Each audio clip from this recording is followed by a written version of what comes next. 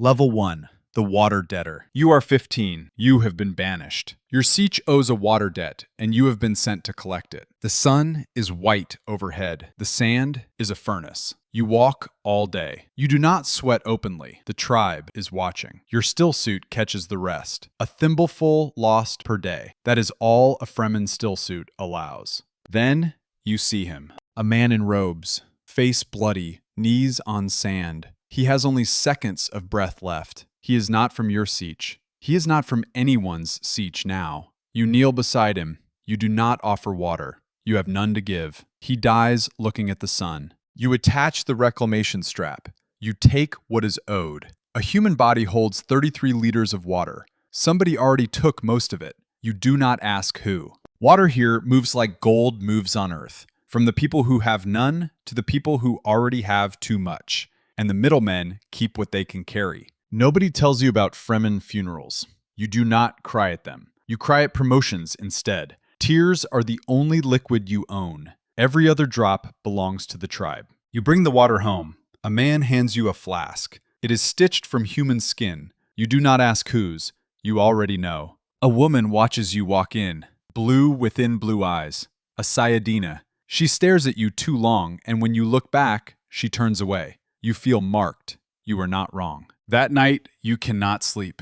You think about the stranger again. You think about his children. You know they will not eat tomorrow. Level 2. The Sandwalker. You are 16. Your instructor is a woman named Hara. She has crossed the plaster basin more times than anyone living, and she has buried every student who failed it before you. She taps a rhythm on your forearm. Her eyes do not move. Never repeat a step, she says. That is the whole lesson. You walk the dunes until the sun moves. You do not repeat a step. You do not die. This counts as a promotion. The sand on Arrakis is alive. Under every dune, a maker listens. A rhythmic step sends vibrations straight down, and a sandworm comes for the sound faster than you can run. It does not slow for children. So you walk like a burglar walks, like a man tiptoeing around a sleeping god, every day for the rest of your life. Hurrah says you passed. Hurrah says your family will be proud. The promotion is permission to walk alone into a desert that kills most apprentices. Your family is proud the way parents are proud of children who survived, which is to say they have already started making peace with your death. You trained your whole life to walk wrong. You are very good at it now. You would put this on your resume. You do not have a resume. Nobody on Arrakis does. Your record is one promise. The water you owe the tribe at death. That night, back at Sietch Tabr, you overhear two Sayyadina whispering in the corridor. They speak of a woman on Caladan, a woman who was ordered to have a daughter and had a son instead. They say the son is 15. They say he is on his way here. You do not know why that chills you, but your chest has gone tight and it does not loosen again. Level 3. The Spice Worker. You are 16. Your first spice run. You are one of the scouts deployed ahead of a crawler harvester, a vehicle the size of a small town that eats the sand for a living. Your job is to watch for makers. Your tool is a thumper. Your signal is a two-tone flare. You smell the spice before you see the worm. Cinnamon, flint, like someone lit a spice rack on fire inside a cathedral. Then the sand rises in the east. 400 meters of worm, breaching like a god. And you understand something nobody explained in training. Your people's religion is a tall biological machine with rock teeth, and it is coming for your crawler at the speed of a car on a motorway. You have seconds. You signal. The crawler gets lifted out by ornithopter. Some of the workers do not make it. They are crushed, swallowed, rasped by crystalline teeth. The spice smell afterwards is stronger than it was before. The Harkonnen do not know that part. The Baron assigns spice quotas anyway. He keeps a ledger. The ledger has a column for spice harvested and no column for the men who fed it. If too few of you die in a season, the Baron considers the sietch overperforming and cuts your water ration. You report the dead that evening. You are told not to speak their names until the next harvest. You ask why. Nobody answers.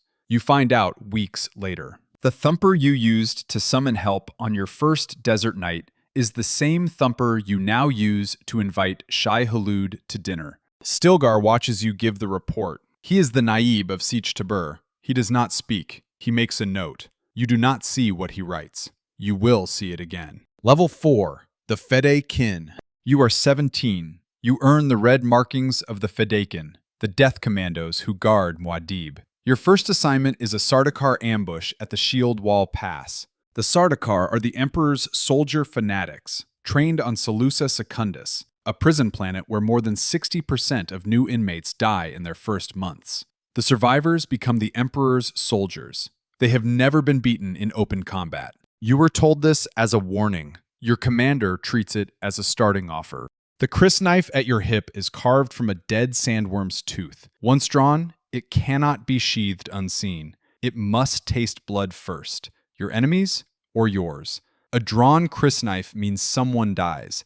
If nobody else does, you do. You draw yours. You kill a Sardaukar, then another. You take a knife to the chest and keep moving. Another knife goes into your leg. You lean on the worm you rode in. You kill their lieutenant with a rock. You kill their commanding officer with his own pistol. You finish the ambush. You do not remember how long it takes. The quartermaster takes your report. He looks at the count. He looks at your face. You trained for years to be Fedaykin. The training covered every way a man can kill another with sand or steel or hands. You used a few of them tonight. You will never use the rest. You were slightly annoyed about that. The annoyance is how you know the training worked. Muad'Dib watches the aftermath from the ridge above. He does not congratulate you. He looks at you the way a man looks at a tool he is about to need for something much worse. Level 5. The Sayyadina. You are 17. Promotion finds you at a funeral. You are inducted as a Sayyadina, friend of God. You do not become a priestess yet. You become an apprentice to one. Your first duty is the water ceremony for the dead Fedaykin from the Shield Wall Pass. You stand over his body while the Sayyadina takes what the desert is owed. You say the words. You feel holy. The body was a friend you ate breakfast with. You oversee more water tributes that week. You knew all of them. One of them owed you a water ring you will not be collecting. You keep your voice steady. The Fedaykin think you are holy. You are not holy. You are just the person who did not cry. This is the point in the video where you start to feel like maybe the Fremen figured something out that the rest of the universe missed. Give it 40 seconds. Good. Now, the decision moment. Most recruits ask to go home at this point. Most are refused. A few are granted the request. The granted ones do not reach home. You could ask. Nobody who stayed ever asked either. You train for the priesthood. The final test is a question. It asks for your preferred method of body water reclamation. There are two options, collective and other. You choose collective. Everybody chooses collective. Later, you learn what other actually means. It means your water stays in your body. You do not like what that implies. The Reverend Mother returns. She is the same Sayyadina who watched you on your first day in the desert. She speaks 4 sentences. The old one is dying. Someone must drink the water. You will do it in 3 days. She does not ask. Level 6. The Naib. You are 18. One test remains before the water of life. You must challenge the current Naib of Sietch Tabr, a man who has led this tribe his whole adult life, the man who taught you to walk on sand, the man who ate at your table last month. The challenge is a crysknife duel. Only one of you walks out. You must win. You must also show regret.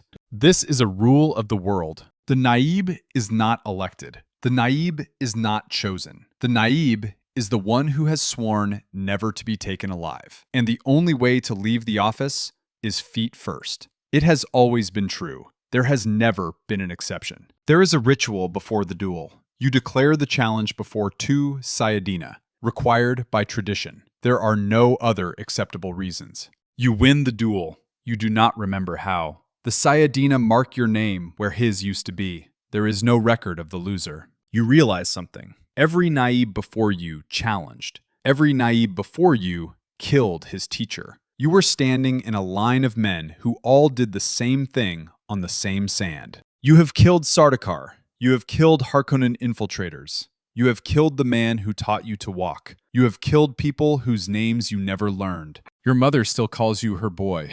That night, you dream of Caladan. You have never been to Caladan. You wake up speaking a language you have never learned. Your new Sayyadina looks at you and says 4 words. It has started, Usul. Level 7. The Reverend Mother. You are 18. You drink the water of life. It is blue-black. It smells like cinnamon and sulfur and copper. It is the bile of a drowned sandworm. Most women who drink it die during the transition. You are told this as you raise the cup. For a long moment, you are dead. In that moment, you watch every woman in your family line die. All 90 generations. You watch your great-great-grandmother give birth to a girl and bleed out on a stone floor. You watch your great-grandmother drink the water and fail. You watch your grandmother drink the water and fail. You watch your mother drink it and survive. You watch your mother receive an order from women in a windowless room. You watch her say yes. You watch her have a son instead. And you watch her know, the moment she names him, that the universe is coming for him next. When you come back, no time has passed by the palace clock. By the clock inside you, it has been several thousand years. You ask for water. Someone hands you a flask. It is stitched from human skin. You already knew that. Your new Sayyadina tells you the tribe is ready to follow you. She is not wrong. The tribe has been ready to follow someone for 10,000 years. The Bene Gesserit seeded the prophecy on Arrakis 100 lifetimes ago. They called it the Missionaria Protectiva. It was not a prophecy. It was a marketing campaign. You are not the chosen one. You are the payoff scene. A Fedaykin calls you by a name you have never been called. Muad'Dib. You do not ask what it means. You already know. Level 8. Muad'Dib.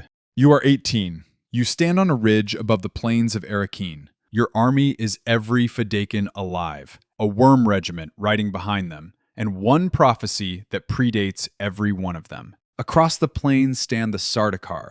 Emperor Shaddam IV watches from his observation tower. You give the order. The Sardaukar are overrun before the day is finished. The best soldiers in the universe, wiped out by a desert people, told this day was coming by a sisterhood with a marketing budget. The voice is a Bene Gesserit technique. It modulates sound waves to bypass the conscious mind of the listener. You can tell a man to kneel, and he will kneel. You can tell a man to kill his brother, and he will do it before he remembers the order. You have the voice now. You use it on the Padishah Emperor of the known universe. You tell him to surrender the throne. He does. He cannot remember deciding to. Your first week as Emperor is logistics meetings.